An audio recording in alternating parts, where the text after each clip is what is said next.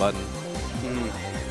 And a lot of the answer is like to use your movement to kind of counteract that, to make it so that like you get the dodge situation. They have to guess, like try and make it so that both of you are playing that guessing game and like the risk rewards in your favor.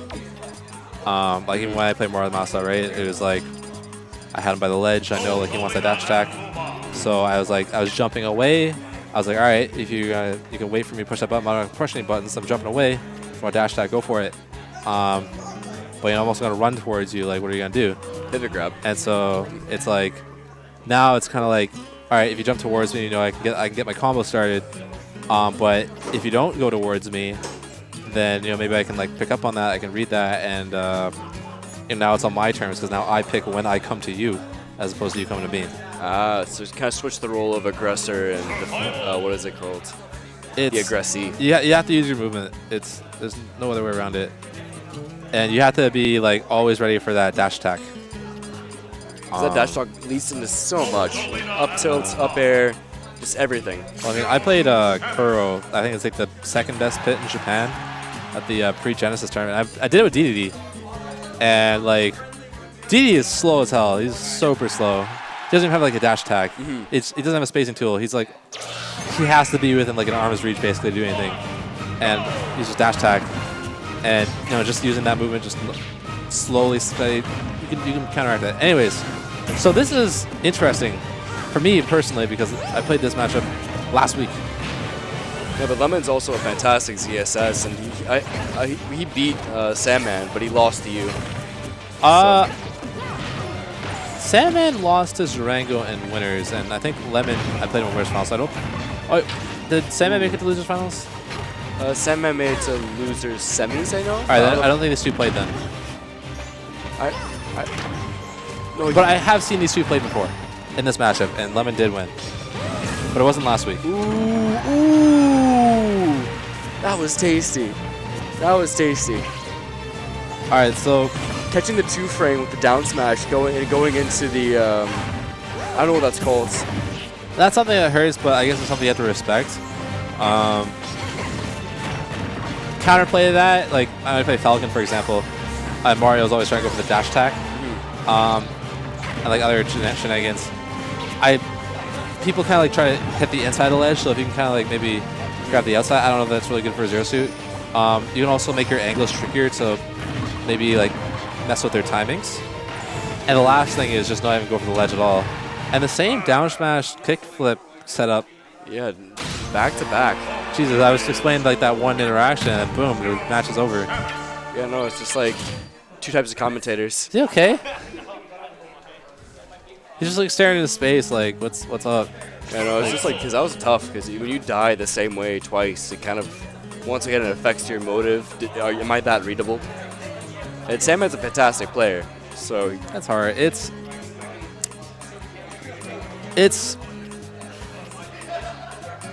you're trying to do so much. You're trying to do so much all at once. You're like, oh my god, how do I fight this? You have to deal with this, have to deal with this, have to deal with this. A lot of things that you have to deal with coming at you at once. And it's like, Jesus, right? To really kind of counteract this, you kind of have to put yourself like, all right, almost have to have the mindset of like, all right, I'm going to deal with this way, deal with this way. You almost have to have your own methods to deal with stuff before it even happens. And you can deal with that by just kind of understanding the tools of the game. Yeah, it's also like one thing I found that was kind of helpful is being able to watch recordings. So I mean, like, this is going on stream, this is going on YouTube. So being able to watch this again and see how that went down. I mean, that's good for later, but right now we're in a set. Yeah. Coach, get a coach. So if you're in something like an unfamiliar situation, like, and it's like, all right, I don't want to. I traveled here from who knows where. I gotta figure this out now, right? You gotta be in that mindset of like, what stuff do I know can punish this? Even if it's like really hard to punish like the one little thing, if you can neutralize that one little thing, it goes so far. So essentially stick to what you know? Oh, I thought that was an SD for a second. Yeah, you can stick with what you know. Like, for example, maybe like, I'll use a brawl example. Let's say Meta Knight down airs your shield, right? He's just down airing your shield. You don't know how to deal with it, right? Maybe like one solution would be like, all right, well, I don't really know how to react to this, right? But I do know that in order to down air my shield, he has to put himself in this position first. So if I just keep hitting where he's going to go, he's going to have to stop doing that, right? That's one way to do it. Maybe later out you figure out, oh, well, you know, if I run and shield the down air, I can up air immediately and hit him after to punish it. There's like two different situations. One, you have to have more prediction. One's more reactionary. But, you know, for the one where you're trying to figure stuff out, the prediction one will do just fine. It's also like punishing the setup too. It's like you're trying to snuff out the move you have trouble with before it comes out. You can almost just like, I don't want to deal with this. I don't want to deal with this. Anyways, back to the match at hand. So far, Sandman is at a deficit with a stock down, but with a beefy back air. This is tough. Rosa doesn't really have the kill throws. You really need those like reads on like his movement, and Zero Suit's movement is so fast, and you're slower. Yeah. And the scary thing is, Rosaluma's at kill percent. Well, not anymore, but I mean, he did. I think that was a misinput on the Paralyzer, but you know, they're still in it. It's not giving up. It's an interesting Rosa status coming here. The thing is, it's like what is it called? If Sandman couldn't close on that stock, he could have been killed by what was it, the up B? Because the first hit has that weird janky growth in regards to your rage, so it could kill you really early for no reason. A lot better. He's got stuff going on. He's got like, all right, he's by the ledge. I'm gonna try and read how he escapes. Jesus. And that'll do it.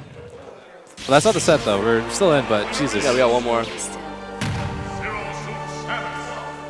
See, every time I see this stuff, I always see Zero Suits like kill people super early, and like I always run like, you know, this stuff doesn't really happen to me in tournament that often. I'm like, I wonder why. It's like, it's also DI. Like the DI is very much a factor. Oh, there's a lot of DI crap with Zero Suit. I mean, but for that particular instance, he fell out of the boost kick, so it wasn't the final kick that you're trying to DI. It was like the actual you're climbing up, and he fell out, and that's what popped him over the top. I usually don't get plopped out of it. Like I usually have to eat the full thing. If I had to guess, you have to like, if you DI in front of Zero Suit, she will you're more likely to stay in. Yeah, apparently with the DI, like I was talking to Lemmon earlier, and it's like just down and to me to the right. Yeah, down and away I heard is good. I heard down in is like the best for starting on boost kick. I don't know about that. I always do down and away, and it works for me. We always wonder. This time we're going with Pokemon music. Once again, shout out to Nairo Saga Mod with very cool tunes. It's clean. If you ever watch Nairo's stream, you know like his mod pack is the messiest thing you've ever seen. It's like you give your kid like a bunch of Crayola crayons and like just like you say have fun. You know, it's that kind of mod pack. But it's fun though. It's a lot of fun. I've downloaded it. I've tried it. It was fun. I just wish we had more tournaments. Like the soundtracks are sick. Anyways, back to the match at hand. So far, Sandman making a very modest lead. But just like that, one there, lead's gone. What's up? Now Sandman at the vulnerable position without Luma. Ooh, a little preemptive with Lemmon with the up B. I'm curious if he would have landed on stage there. If Sandman didn't knock him, like punish it. I think he would have been able to land. Yeah, I don't think it's like Lemmon to just like throw stocks away. The thing in this matchup is you really need like just that feel of when Zero Suit's gonna grab, and you also really need to like not get back aired. There are some things in this game that are like just so simple. You're just like, oh, don't get back aired, and your brain will figure out how to not get back aired because like just one move. It's like, don't get back aired. And also, one other thing I noticed that Lemmon still does a lot that I noticed in your matchup, you punish that quite frequently, is he'll do that like weird blue flip. I think it's down B, right? Yeah. He'll do his down B on the stage so frequently. That is his favorite thing to do. Well, it's hard to punish, and you have that hitbox coming out. You kind of do have to put yourself in like a position where, like, what if they do it? Because it is reactable, right? You see the startup, like, all right, this is where they're going. You know, it's a familiar loop. But it's also like kind of like, well, what hitbox can I put there? It's like kind of like this weird arc. And you also want to like be able to put yourself in position to punish other things. Like there, right? Sandman left the ground. Like I think he didn't have to leave the ground there. I think he could have maybe just stayed and waited for him to like do something. See how he's like he's jumping, right? He's trying to like maybe cover a jump. And like as your Lemmon, you can like, oh, well, he's in the air, I can just be grounded, whatever. But in the case of that get up option, you could have maybe up smashed. And with Luma there, that could have probably killed. Well, there's a trade-off. Like, if you read it, if you get the right read, all right, Samus is the first stock. Was that forward tilt or forward smash? Forward smash.